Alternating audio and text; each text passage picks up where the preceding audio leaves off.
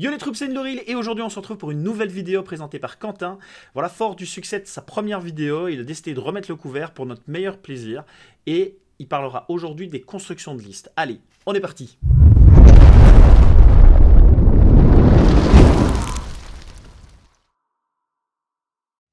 Salut tout le monde et bienvenue dans cette nouvelle vidéo. Aujourd'hui, on va discuter de comment faire une liste d'armées à AOS. Alors quand je dis comment faire une liste, on va pas parler des éléments pratiques. Il y a plein de contenus sur internet pour faire ça.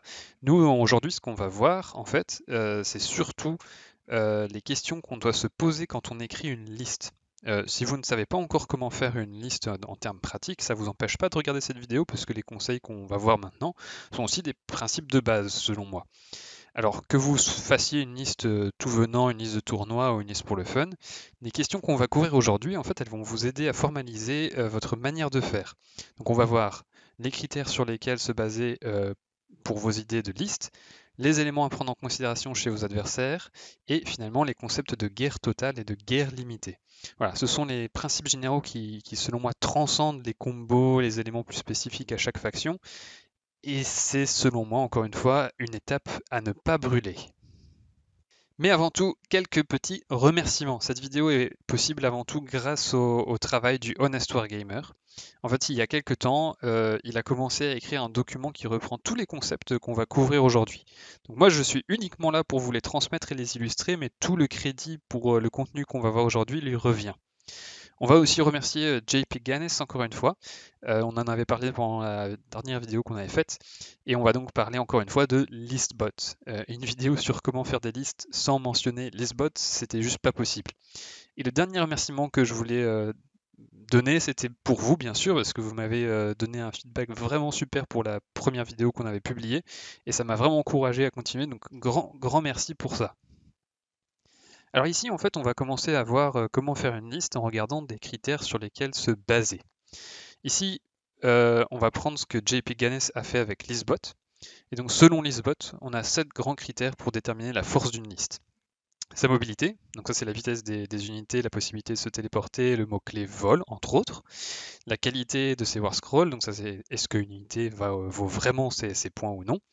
Les PV effectifs, donc ça c'est le nombre de points de vie bruts de l'armée, les sauvegardes d'armure, les feed no pain, les PV cachés, hein, comme pour les horreurs roses de Zench. La magie, donc vos capacités offensives et défensives dans ce domaine. Le tir, le dommage global que la liste peut infliger, donc son output si vous voulez, hein, c'est est-ce que ça tape fort ou pas. Et pour finir, le contrôle d'objectifs. Est-ce que vous avez assez de figurines que pour contrôler des objectifs facilement? Pour tout ce qu'on va voir par la suite, ce sont certainement des critères qui peuvent vous aider. Votre liste ne doit pas être bonne en tout, hein, on le voit ici sur l'exemple, mais il faut être conscient de vos forces et faiblesses.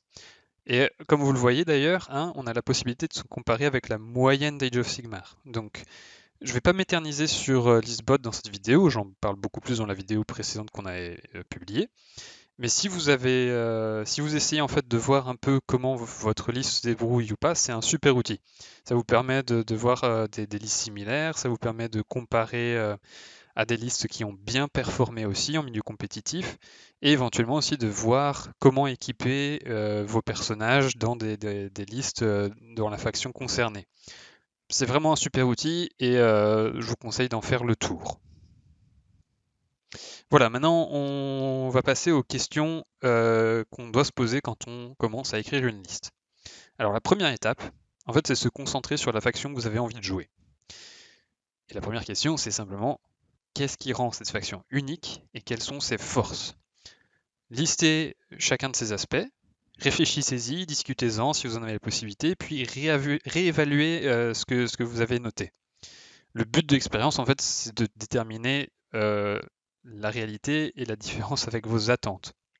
Je prends un exemple simple, hein, on pourrait penser aux Sons of Behemoth, et on pourrait se dire, ah oui, c'est des géants, donc quelques figurines sur table, ça veut dire qu'on tape vraiment très très fort, et qu'on pourrait avoir des difficultés à contrôler les objectifs. Mais pas forcément en fait. Si on y regarde de plus près, c'est une armée qui joue beaucoup plus à l'objectif qu'il n'y paraît à première vue. Voilà, donc discuter un maximum du sujet pour avoir une idée claire des forces et des aspects uniques de la faction que vous voulez jouer, ça vous aidera déjà à déterminer pas mal d'aspects sur vos attentes. Une fois que c'est fait, vous allez ensuite déterminer ce que votre faction fait bien et ce qu'elle ne fait pas bien. Donc si on prend par exemple les Fire Slayer avec une liste probablement non exhaustive des aspects positifs et négatifs de la faction, on peut dire qu'ils ont une très bonne durabilité, qu'ils frappent bien, mais qu'ils ont des difficultés à bouger, hein. Ils ont quelques options quand même pour le faire, mais c'est assez limité. Et la même chose pour le tir. Voilà, ça c'est vraiment une généralité sur la faction, il y a probablement beaucoup plus à explorer. Mais ce que je vous encourage à faire, donc, c'est de lister les aspects pour la faction que vous avez envie de jouer. Et comme pour l'étape précédente, vous gardez tous ces éléments en tête. Ça va vous aider en fait à faire en sorte que la liste que vous allez écrire par la suite corresponde aux aspects prépondérants de votre faction. Maintenant, on va pouvoir commencer à aller dans la liste en elle-même. Et on va se demander quelles unités sont bonnes pour ce qu'on souhaite accomplir. Ou simplement, quelles unités vous avez envie de jouer. Vous avez certainement déjà une idée de tout ça, mais pour préciser votre sélection, on va se poser 3 questions. La première, c'est est-ce que ces unités sont optimales pour la manière dont ma faction fonctionne? Est-ce qu'elles ont un rôle clair dans le fonctionnement de la faction en fait? C'est ça qu'on se demande. Et est-ce que ces unités ont des synergies avec d'autres unités? Donc ça c'est la base de tous nos combos, hein, bien sûr. Et finalement, la dernière question à se poser, c'est est-ce qu'on a besoin d'une certaine redondance dans son armée pour garantir certains combos ou pour gagner sur certains scénarios? Si vous procédez comme ça pour chaque unité, vous êtes capable de déterminer assez facilement la validité de la présence d'une unité dans votre liste ou non. Et c'est une étape qu'il faut faire un petit peu de manière systématique si vous voulez. Alors maintenant qu'on a fait le tour de tout ce qui est, on va dire, interne, donc ça, à savoir les forces et faiblesses de votre faction, est-ce qu'une unité a sa place ou non dans votre liste, on va maintenant s'intéresser à tout ce qui est dans le reste du monde en fait. Donc on va s'attaquer à tout ce qu'on pourrait confronter. Et il y a pour ça en fait toute une série de questions à se poser. Et la première est tout simplement, et c'est probablement la question par laquelle on doit toujours commencer, parce que le risque est assez fort, est-ce qu'on peut, avec votre liste, se protéger d'une alpha strike? Ce serait quand même dommage de ne pas passer le premier round parce que vous n'avez pas de quoi survivre à une alpha strike. Et il faut toujours avoir une solution pour répondre à ce problème. Je ne vais pas détailler toutes les possibilités ici, parce qu'il y en a beaucoup. Mais un bon point de départ, c'est de travailler sur le déploiement. Et on parlera très certainement plus en détail du déploiement dans une future vidéo. Le deuxième aspect que vous pouvez prendre en compte, ce sont les menaces prédominantes auxquelles vous ferez face. Et c'est là en fait qu'on attaque le plus gros du boulot d'un joueur compétitif, c'est faire des recherches et connaître la méta. Le savoir, c'est le pouvoir. Ça vous le savez déjà probablement. Mais connaître le fonctionnement des autres armées, en fait, et ce qui est joué en ce moment, les listes entre guillemets classiques et les archétypes, c'est ça qui fait que vous allez pouvoir écrire une bonne liste qui peut répondre aux questions qu'on va vous poser. Ça vous permet aussi de prévoir en fait même des choses qui sont ingérables.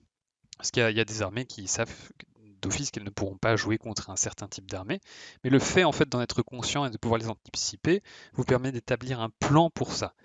Et je le dirai jamais assez, mais un joueur qui est préparé, qui part dans un mauvais match-up, s'en sortira toujours mieux qu'un joueur qui est mal préparé dans un match-up favorable. Ça, c'est clair. Alors il en reste une grande question à nous poser maintenant, c'est qu'est-ce que vous voulez que votre liste accomplisse? Gagner. Bon, c'est logique, bien sûr, mais comment? Il y a deux façons en fait d'y arriver, et elles ne sont pas réellement opposées, et elles peuvent fonctionner l'une avec l'autre, hein, main dans la main. Et on va parler en fait des deux concepts de guerre totale et de guerre limitée. On va commencer par la guerre totale. Je vous épargne la définition, parce qu'elle est assez claire, mais pour faire simple, en fait, c'est table raser votre adversaire et lui infliger de telles pertes qu'il ne soit plus capable de répliquer.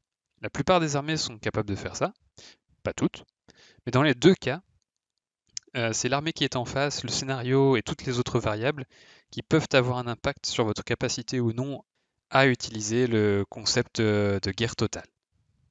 Maintenant, on va s'attaquer au concept de guerre limitée.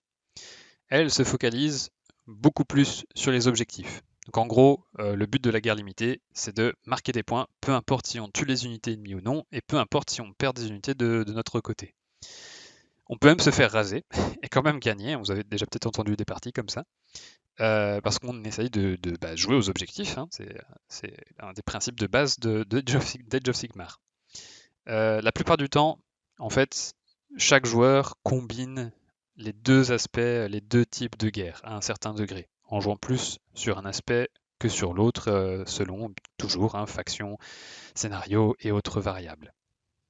Donc pour résumer, voilà quelques questions en fait que vous pouvez vous poser pour déterminer ce que vous voulez faire avec votre liste.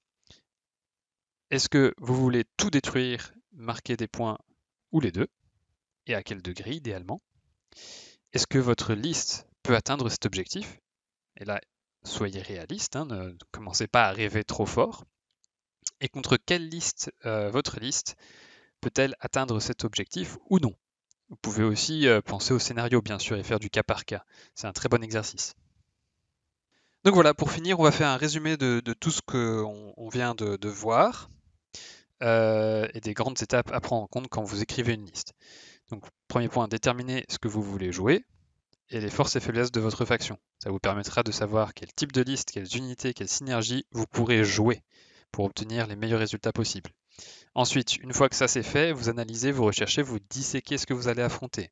Connaître la méta actuelle, ça vous fera vous poser les bonnes questions par rapport à votre liste et ça vous permettra de revoir votre liste en fonction de ce que vous avez appris et de faire des changements si nécessaire.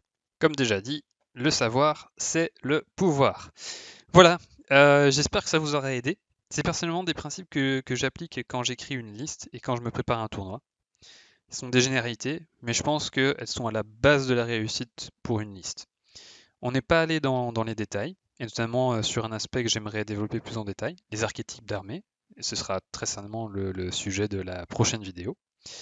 Mais voilà, j'espère que ça vous a plu, et comme d'habitude, tout feedback est bienvenu. Si vous avez des choses que vous faites aussi quand vous préparez une liste, dites-le en commentaire. Moi, je suis curieux de savoir un petit peu ce que vous faites chacun. Et en attendant, à la prochaine!